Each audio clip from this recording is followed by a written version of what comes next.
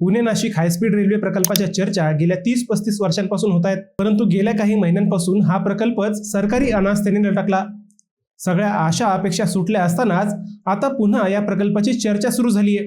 गेल्या 2 दिवसात काही संदर्भ व काही घडामोडी अशा घडल्यात की कुंभमेळ्यापूर्वी हा प्रकल्प पूर्ण होईल अशा शक्यता वाढल्यात। मुंबई अहमदाबाद बुलेट ट्रेन साकारणारी जपान इंटरनॅशनल कोऑपरेटिंग एजन्सी अर्थात जायका आता हा प्रकल्प हाती घेत असल्याच्या बातम्या येऊ लागल्यात। शुक्रवारी पुण्यात या कंपनीच्या वरिष्ठ अधिकाऱ्यांची रेल्वे प्रशासनासोबत याच विषयावर एक महत्त्वपूर्ण बैठक झाली। पुणे महानगरपालिकेच्या अधिकाऱ्यांसोबतही चर्चा झाली। याच बैठकीत पुणे नाशिक व्हाया संगमनेर या हायस्पीड रेल्वे संदर्भात चर्चा होऊन ती लवकरच रुळावर येईल असं सांगितलं गेलं।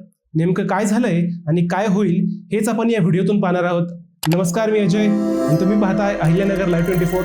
नगरी घडामोडींचं perfect analysis. Nashik Pune high speed railway प्रकल्प गेल्या अनेक दशकांपासून फक्त चर्चेत राहिला। केवळ कागदावर धावणारा हा प्रकल्प तांत्रिक अडचणींमुळे प्रत्यक्षात रुळावर आलाच नाही। कित्येक आंदोलने पाहिलेला हा प्रकल्प केवळ कुरघोड्यांच्या राजकारणामुळे रेंगाळल्याचा आरोप झाला।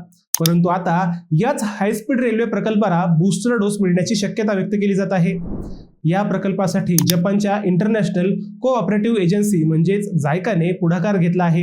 जायकाच्या पुढाकारातून या प्रकल्पाचे पुनरुज्जीवन केले जाईल अशा अपेक्षा वाढल्या आहेत। शुक्रवारी 22 मेला याच जायकाच्या विशेष प्रतिनिधींनी हायस्पीड रेल्वेबाबत पुणे महानगरपालिकेत एक महत्त्वाची बैठक घेतली। जपानमधील उच्चपदस्थ अधिकारी आणि तज्ज्ञांनी पुण्यासाठी एक सविस्तर आराखडा मांडला। जायका कंपनीचे काझुकी योशिओका, सेइचिरो अकिमुरा, तोशिको सायतो आणि योको नाकानो यांनी पुण्यातील रेल्वे जाळ्यांचा प्रस्ताव सादर केला। पुणे रेल्वे स्थानकाचा जागतिक दर्जाचा आराखडा सादर केला।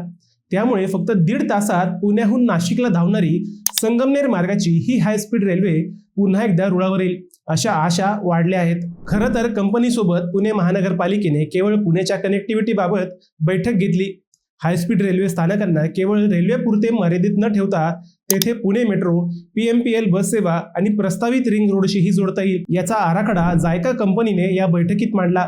ठाणे, पुणे, नाशिक हा आर्थिक त्रिकोण भविष्यात कसा जवळ येईल याचा इत्थंभूत आराखडा या कंपनीने पुण्यात सादर केला। जायका कंपनीने सादर केलेल्या या आराखड्यावर खरंच काम झालं तर महाराष्ट्रातील या तिन्ही महत्त्वाच्या शहरात उद्योग, व्यापार आणि नागरी विकासाला चालना मिळणार आहे।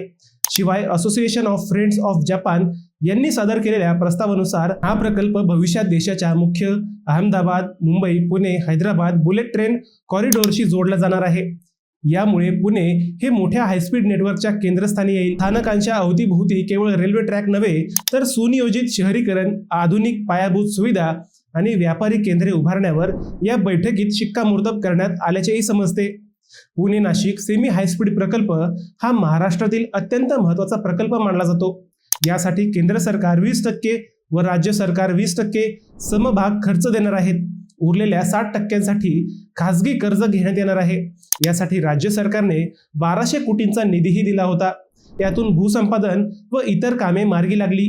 आता जायका प्रकल्पाने या योजनेत लक्ष घातल्याने ते नव्या मार्गाऐवजी जुन्याच मार्गाला प्राधान्य देतील असे सांगितले जात आहे। कारण पुणे ते नाशिक या नव्या मार्गाने तब्बल 2.5 तास व जुन्या मार्गाने फक्त 1.25 ते 1.5 तास वेळ लागतो।